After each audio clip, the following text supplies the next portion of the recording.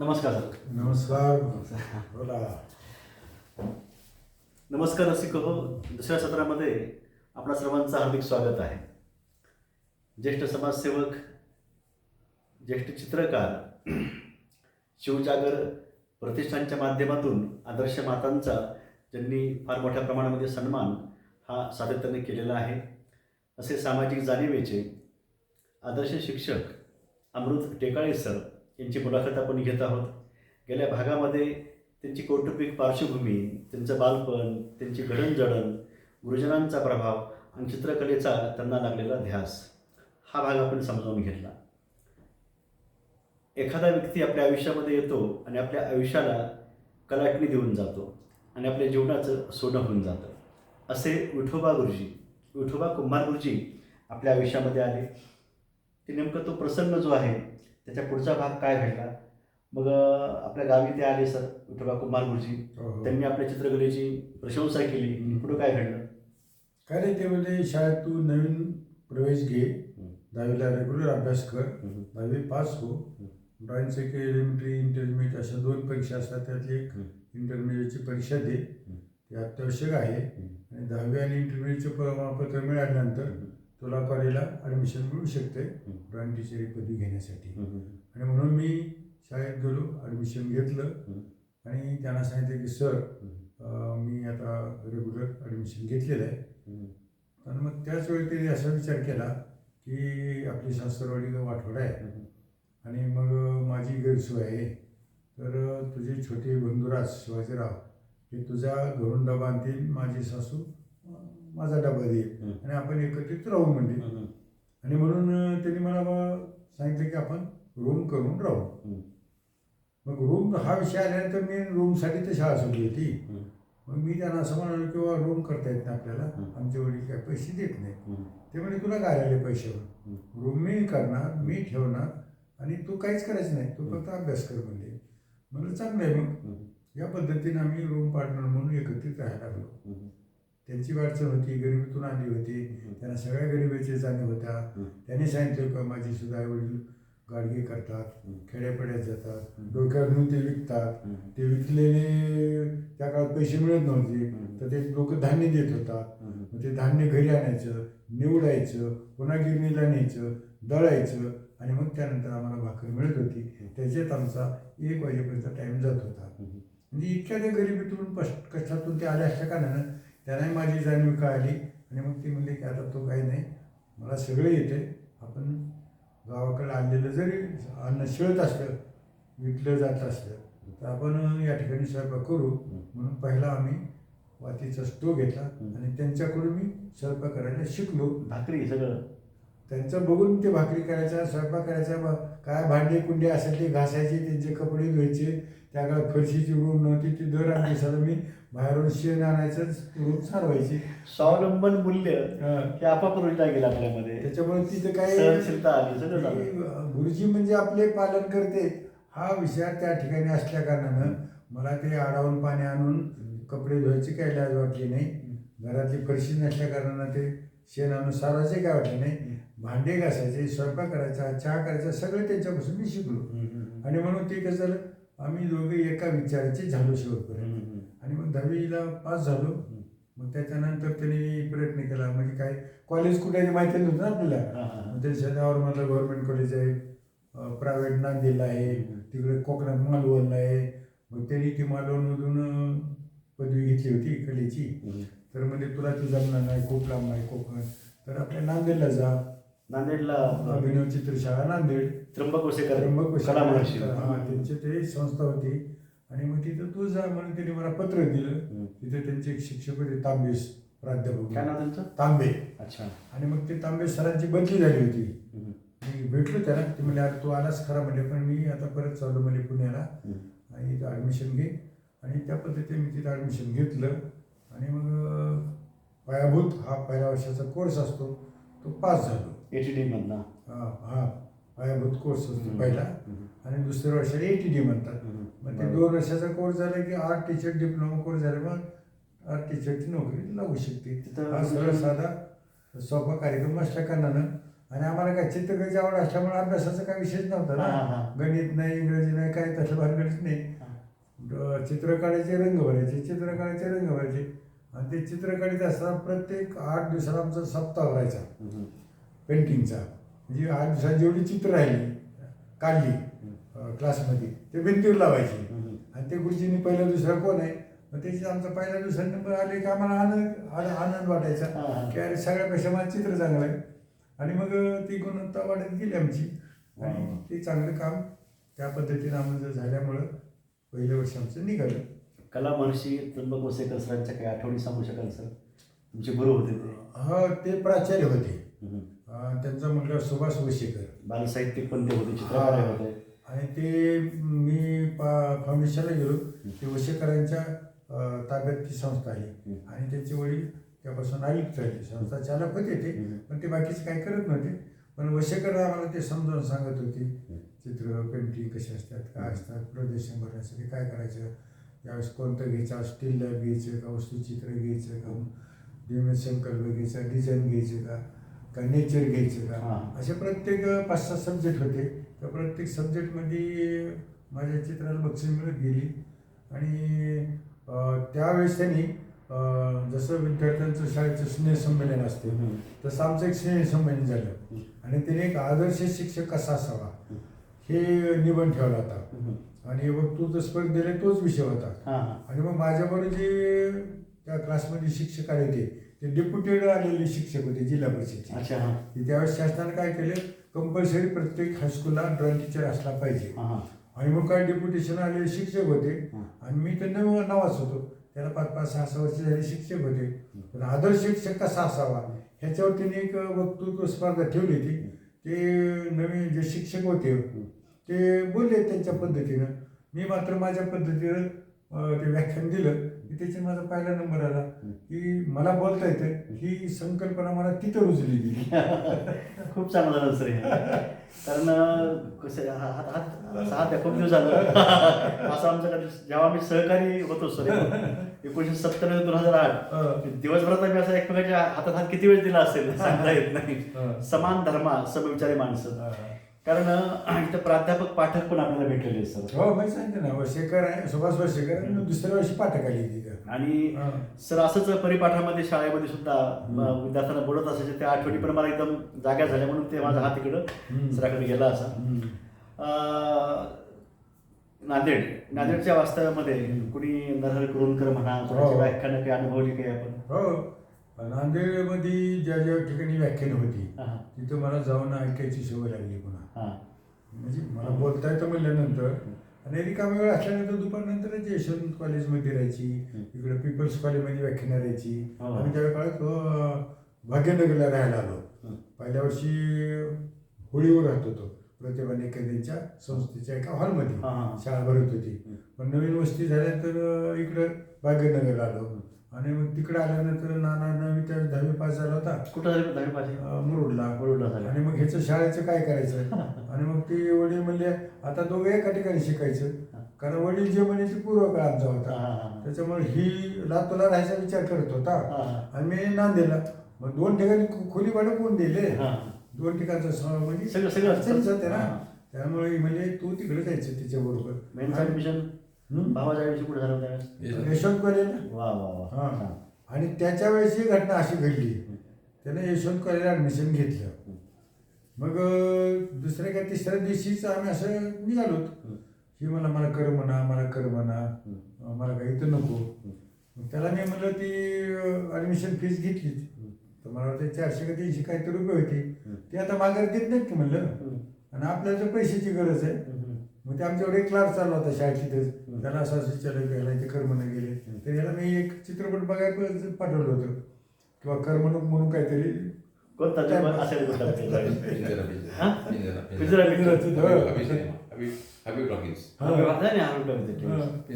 करमत आता मी एकटा होतो तो मला कर म्हणा, आता आपण एका दोघं म्हणलं नाही मला कर म्हणा गेलं. मग आम्ही अशी ही बनवाबडी बघितला. मग ते क्लार्क म्हणला फीस काय मिळत नसते, पूर्ण वर्षाची फीस तुमची आता ती 28.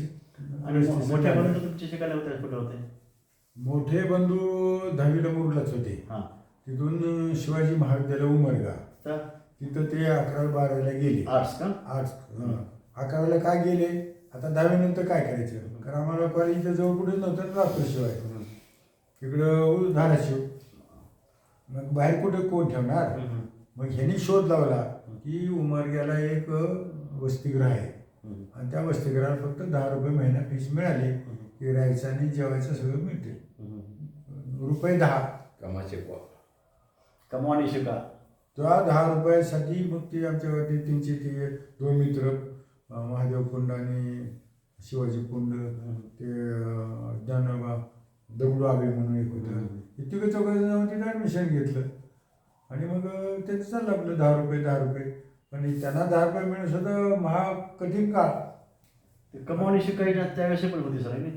हे कर्मवीर भाऊराव पाटील यांनी सुरू केलेली योजना आहे. तर त्यांनी एकदा सांगितलं की हे महात्मा गांधीजींच्या विचाराचा हा प्रभाव आहे, ते असं त्यांनी सांगितलं होतं.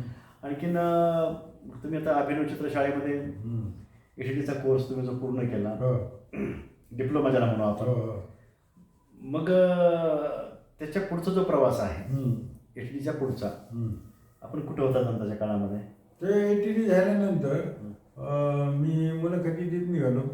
जिथं जिथं जाहिरात निघल वर्तमानपत्रातून त्यावेळी मिळत होती माहिती. मग मी निलंग्याला जाऊन महाराष्ट्र विद्यालयात इंटरव्ह्यू दिला. त्याच्यानंतर शिवाजी विद्यालयात तिथे दिला. त्याच्या नावरा शहाजनेरीत दिला. शिवाजी विद्यालय परभणी का? नाही, ते यायचं होतं कुमारगाव, निलंग्याचंच. बरं. शेका पक्षीचे कार्य सोळंकी म्हणून त्यांचं होतं ते. आणि प्रतिभा निकेतनला नांदेडला जाऊन तिथे दिला शाळेचा. पण बालविद्यालय परभणी, अशा 2-4 ठिकाणी इंटरव्ह्यू दिल्या. आणि त्याच्यानंतर नांदेडला बसस्टँडवर झोपलो संध्याकाळी आणि सकाळी पहिली गाडी होती ती प्रजावाणी पेपर तिथे घेतला बसस्टँडवर. तर त्याच्यात असं लिहिलं होतं की अंबेजोगाई विश्व नूतन विद्यालय 10 वाजता प्रत्यक्ष मुलाखतीसाठी ड्रॉइंग टीचरनी यावे. आणि ती जाहिरात बघून आमचा लातूरला यायचा प्रवास अंबेजोगाईला निघाला.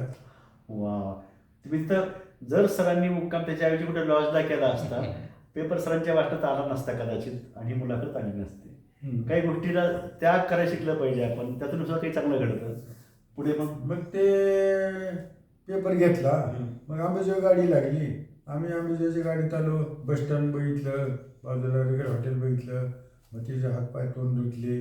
मग आमच्या हातात एक बॅग प्रमाणपत्राची, आमचं लँडस्केप केलेलं, ते सगळं घेऊन शाळेत गेलो. त्यावेळेस मंदिर बघत होते का? नाही, आपल्या परळी हायस्कूलला गेलो. लोकांना विचारलं, बाबा ते देशमुखची तर नाश्ता केला. कुठं? देशमुख रेगड हॉटेल होतं, ते टपरीच होतं. रावसाहेब गुरुजींचे तिथं देशमुख रावसाहेब गुरुजीच होती त्या काळात. मग म्हणलं चला शाळा बघून येऊ. म्हणलं ती गावाच्या बाहेर लांब गेली. तिथे गेलो, ती चपराशी झाडीत होती. मग त्याला म्हणलं शाळा कधी भरते आपली? तर म्हणजे 10:30च्या नंतर भरती. मग पुन्हा परत येऊन बस स्टँडवर बसलो 10:30 वाजेपर्यंत. मग कुठं बसायचं? अच्छा. मग ते परत गेलो, परत आलो. मग 10:30ची शाळा झाल्यानंतर तिथे गेलो. मग त्याला सांगितलं मी मुलाखतीसाठी आलो ड्रॉइंग टीचरच्या. मग तिथं बोर्डे गुरुजी होती. त्याने रामपूरकर सरांना सांगितलं यांची मुलाखत घ्या म्हणून. मग ते समोरच्या ऑफिसमध्ये माझी मुलाखत घेतली. सगळे ते डॉक्युमेंट्स दाखवले, प्रमाणपत्र पाहिले, सगळे पाहिले. आणि मग ठीक आहे म्हणजे आम्ही तुम्हाला कळवू. मग आम्ही आलो गावाकडं. मग गावाकडं आल्यानंतर मग असंच गुरुजीकडे मी आल्यानंतर कंटिन्यू गावाकडे कधी जात नव्हतो. तिथे बसायचं 2-3 दिवस थांबून जेवण करायचे, फिरायचे करीत होतो. मग असंच मला ती ऑर्डर आली महाराष्ट्र निलंग्या विद्यालयाची. मी ती टाळली. पण दुसऱ्या आली बालक नेहरू विद्यालय परभणीची, की 7 दिवसाच्या आत तुम्ही जॉईन व्हावे म्हणून. आणि ती मला मिळाली शुक्रवारी संध्याकाळी. आणि मग दुसऱ्या दिवशी शनिवार. आता इथून परभणी डायरेक्ट गाडी कुठे आहे बाबा? कारण कुठून गेलं तर लातूरला जाणार, लातूर अंबेजोगाई जाणार, माहीत नाही नव्हतं तेवढं. मग एकदा मला ढोकीला डायरेक्ट गाडी आहे मला तिकडून कळंब मार्गे. म्हणून ढोकीला गेलो. तिथं 2 वाजेपर्यंत बसलो. मग मला आता इथं 2ला गेलो तर तिथे शाळा बंद झाली, कुठे जायचं म्हणलं. म्हणून तिथून माघारी आलो आणि गुरुजीच्या घरी अशी बॅग ठेवली आणि फिरायला निघालो की आंबेडकर गुरुजी म्हणून घटनांदूरचे इथं मला शिकवायला होते 5वी 6वी 7वीला. मग ती मला असं म्हणाली की अरे नुसताच फिरतो का काय, कुठे तुला जॉईन होईल ऑर्डर फिरव आली का नाही काही? मग त्याला म्हणालो की परभणीची आली होती, मी आज चाललो होतो पण उशीर होईल म्हणे, आता सोमवारी जाऊन जॉईन होणार आहे.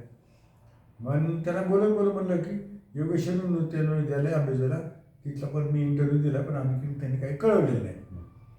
मग ते मला म्हणले काय कर म्हणले, आता मी उद्याच्याला घाटनांदूरला जाणार आहे, ते माझं गाव आहे आणि ते शाळेचा माझी विद्यार्थी आहे आणि खूप मोठी चांगली संस्था आहे परभणी, तू काही जाऊ नको. जवळ आहे परभणी लांब आहे, आंबेजो आपल्या जवळ आहे आणि आज नोकरी म्हणून जायची, पण उद्याच्या दृष्टीने आंबेजो चांगली संस्था जुनी आणि चांगली, ती त्यांच्या तोडून ऐकण्यात आली की चांगली स्वातंत्र्य संग्रामातली जुनी आहे. आणि परभणीचं काय नेहरू होतं ना, बालक नेहरू विद्यालय. बालक हां. आणि मग दुसऱ्या दिवशी आम्ही गेलो, मग 5-5:30ला तिथे गेलो, बस स्टँडवर उतरून त्यांचं घर हुडकिलं, गुरुजीकडे गेलो. मग त्यांना सांगितलं आमच्या आंबेडकर सरांनी, मी तुमचा विद्यार्थी आहे 1961च्या बॅचचा. घरी गेले तुम्ही? हां, बोर्डे गोडजेगडीच्या. मग हा माझा विद्यार्थी आहे, सध्या मी मुरुडला असतो शिक्षक, हा माझा विद्यार्थी आहे, यानं तुमच्या संस्थेत इंटरव्ह्यूसाठी मुलाखत दिलेली आहे ड्रॉइंग टीचरसाठी.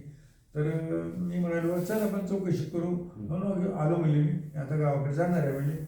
तर ती म्हणाली की माझ्या मुलीचं लग्न होतं, 2-3 दिवस माझी रजा होती, मी काय शाळेत गेलो नाही, आता उद्या मी जाणार आहे आणि काय ती चौकशी करतो.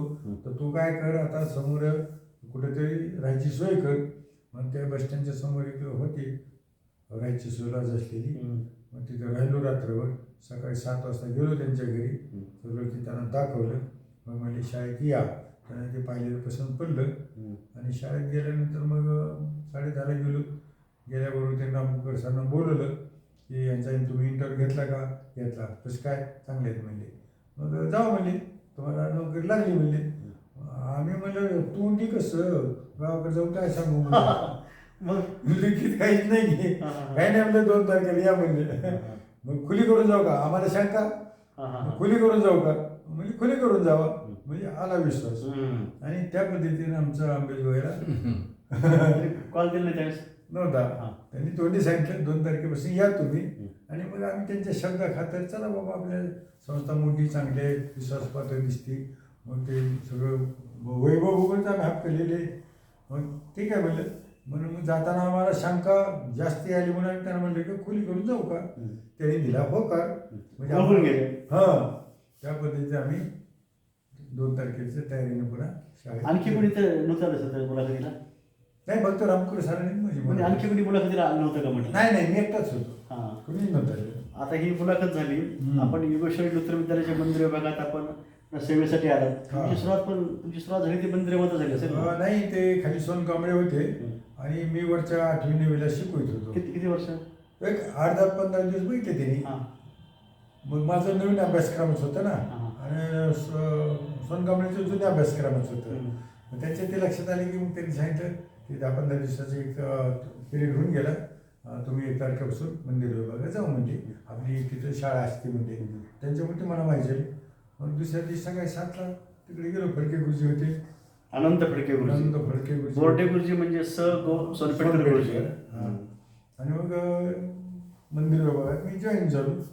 जॉईन झाल्यानंतर मग आमची ती रितसर मंदिर परिसरामध्ये तिथं सुरू झाली. तुम्हाला महामानवांचे फोटो तुम्हाला बघायला मिळाले, विशेषतः जिथे तुम्ही बसायचा चित्रकलेचा तास असायचा. कोणकोणत्या महामानवांचे फोटो तिथं तुम्हाला दिसायचे त्यावेळेस?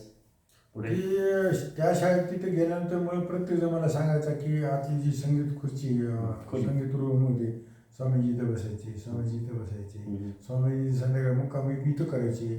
आणि मग तिथे ते सभागृहाचं वैभव, इथं कोण कोण आले, ते आपल्या मुक्तीसंग्रामाचे औरंगाबादचे गोविंदभाई सराफ ते तिथे आले. पुन्हा त्याच्यानंतर नरवणपूरकरची व्याख्यान झाली. पुन्हा आपली अंधश्रद्धा निर्मूलची दाभोळकरची व्याख्यान झाली, शिवाजीराव भोसलेंची झाली, शिवाजीराव पाटील चाकूरकरांची झाली, शंकरराव चव्हाणची झाली. स्टीफन हॉकिंगचं पण म्हणजे सर, स्टीफन हॉकिंगचं सुद्धा हॉकिंग त्याचं सुद्धा ते व्याख्यान मी ऐकलं. त्याच्या एका खुर्चीत आपण होऊन पडलेले पुढे खगोलशास्त्र कसं असते काय असते ते बोलत होते. ते कॉम्प्युटर त्या काळात ते पहिल्यांदा असं बटणं दाबत होते, तिथून ते आपल्याला कळत होतं. आणि असं डिबेटिंग केल्यासारखं एकदम दुसरं सांगत होता माहिती. आणि या वयात सुद्धा हा माणूस इतका बुद्धिमान कसा असेल त्याचं आश्चर्य वाटत होतं. आणि महिन्यातून एकतरी व्याख्यान तिथे होत होतं. बरं सर, 1973 ते 2009 पर्यंत आपण सेवा दिलेली योगेश्वरी नृत्य विद्यालयामध्ये. तिथं जो फोटो आपण बघितला आणखी एक महामानवाचा, तो म्हणजे त्र्यंबक वसेकर गुरुजीने काढलेला महात्मा गांधी यांचा फोटो 1950ला. तर त्यावेळेस तुम्हाला खूप आनंद झाला असेल की त्र्यंबक वसेकर गुरुजी तेच की ज्यांनी अभिनय चित्रशाळा ही उभी केली, लाखो चित्रकार घडविले, आणि त्याच चित्रशाळेतून तुम्ही HTD पूर्ण केलं. आणि त्याच त्र्यंबक वसेकर गुरुजींनी 1945 ते 1955 तब्बल 10 वर्ष आमच्या योगेश्वरी विद्यालयामध्ये तुम्ही कला शिक्षक म्हणून कार्य केलं होतं. पण मर्यादा आल्यामुळे, व्यापक कार्य करायचं असल्यामुळं ते अभिनय चित्रशाळा त्यांनी निर्माण केली. यातले 2 धागे तुम्हाला सांगतो. म्हणजे बाबासाहेब परांजपे यांनी स्थापन केलेल्या जनता विद्या मंदिराचे आपले विद्यार्थी, बाबासाहेब परांजपे सुद्धा संस्थेच्या वाटचालीमध्ये फार महत्वाचे संस्थाचालक आहेत. त्या संस्थेमध्ये आपण योगदान दिलं. ज्या कला महर्षी त्र्यंबक वसेकर सरांनी अभिनय चित्रशाळा सुरू केली तिथं आपण शिकलात. आणि ज्या वसेकरांनी अंबाजोगाईच्या योगेश्वरी शाळेमध्ये सेवा दिलेली तिथं आपण पुन्हा सेवा देत आहात. म्हणजे हा सगळा योग गुरु शिष्य परंपरेचा दिसतो आहे. ठळक आपल्या गुरुजनांच्या काही आठवणी सांगतात? शिक्षक कुमार सरांच्या नाही, इथल्या आपल्या अंबाजोगाईच्या हा ठळक शिक्षकांची नावं सांगा नुसती. बोर्डे गुरुजीचा अनुभव मला चांगला आलेला आहे. आणखी नावं तरी? त्याच्यानंतर फडके गुरुजींचा आलेला आहे. त्याच्यानंतर गोटे गुरुजींचा अनुभव चांगला आलेला आहे. त्याच्यानंतर ते बेळूकर सरांचा अनुभव आहे. विलासराव का किशनराव? विलासरावचा. विलासराव मुख्याध्यापक असल्यामुळे त्यांचं वागणं बोलणं आपल्याला सगळंच परिचित होतं ना. ते सारखे म्हणायचे आपण टीमवर काम करतो, आनंद वाटायचा त्यांच्यावर काम करायचं. फडके गुरुजींनी सहली आयोजित करायच्या, त्याच्यात मला इन्व्हॉल्व करायचं. आणि मग पुढं मी 10-15 वर्ष तर सहप्रमुखच त्यांनी मला ठेवलं, कारण मला ती आवड बघून त्यांनी त्या काळी सहप्रमुख राहायचे. म्हणून मी मुलांच्या सहली भरपूर काढल्या तिथं, आणि ते टीमवरच माझं काम केलं. म्हणजे 36 वर्ष मला इतका आनंद त्या संस्थेने दिला की मला असं या संस्थेने नोकरी नेमले असं कधीच वाटलं नाही. कारण सगळ्या एका विचाराचे आम्ही काम करत होतो. एकनाथराव गुरुजी, बेथुजी गुरुजी, R.D. देशपांडे हे संस्थेला शाळेकडे भेट देत असत. त्यांच्या भेटी आपल्या झाल्या असतील? हो, बोलणं झालं. बेथुजी गुरुजीचा मुलगा माझ्याकडे शिकायला होता 5वी वर्षाचा. तर ते गुरुजी यायचे मला, म्हणायचे काय ठिकाणी चालले, आणि ते माझं काम बघून सगळे प्रसन्न व्हायचे. म्हणजे कामामध्ये माझ्या काय असं नव्हतं की जिथं जिथं आपल्या अंबाजोगाईला असेल किंवा जिल्ह्यात असेल कुठे स्पर्धा झाली की चित्रकलेचा विद्यार्थी आपला पहिलाच येत होता. त्याच्यामुळं माझी जाहिरात करायची गरजच पडत नव्हती. मुलगा पाहिला ना की टेकडायचं म्हणायचे. R.D. देशपांडेंचा मुलगा पण असतील ते? बरोबर आहे. बेथुजी गुरु, एकनाथ गुरुजींचे नातू संजय देशपांडे असावेत. सगळं बोर्डे गुरुजींचा मुलगा होता, माझ्याकडेच विद्यार्थी होता. म्हणजे त्या शिक्षकांची मुलं आपल्याकडे होती. मग ही विद्यार्थी सुद्धा वडिलांना सांगत असते की ह्या गुरुजींनी केलं ते केलं. त्याच्यामुळे त्यांचा नकळत आपला अभ्यास त्यांना मिळतच होता. आणि ती भेटल्यानंतर म्हणायचे काय चाललं टेकाळीच आहे काय असं. आणि असं मला कोणाकडून काही वाटलं नाही, आनंदच होता.